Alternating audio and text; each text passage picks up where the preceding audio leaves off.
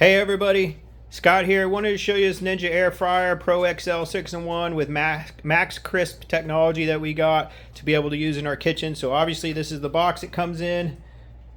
As you can see right there, here's a few features of it here on the front. You can cook up to 9 pounds of chicken wings in it, and it's a 6.5 quart capacity.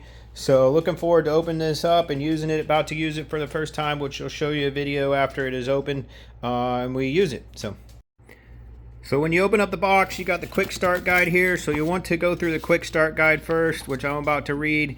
But obviously has some good tips in there for getting started. And then right here is your owner's manual. So you'll want to read that too before you get started. And then obviously your air fryer is in the rest of the box.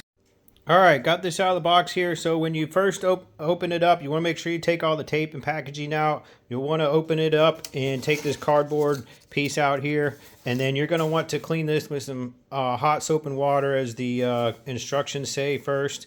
And then here's your power button right here. And then your plug is in the back side here. So looking forward to using this. We're about to fry some fries in here and let you know how they turn out. Alright, so I cleaned out the basket and the insert on the inside that you can see here. I pushed it down to the bottom level, so there is a level here. You just got to turn it the opposite way to get it to stop there if you don't have as much food and maybe want it a little bit crispier. So you just push the basket in, hit your power button, and then set your temp. So I need the fries we're cooking on are going to be at 360.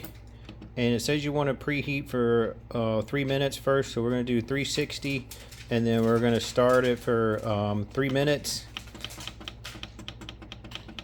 Just push your time button up and down, and I'm going to hit start.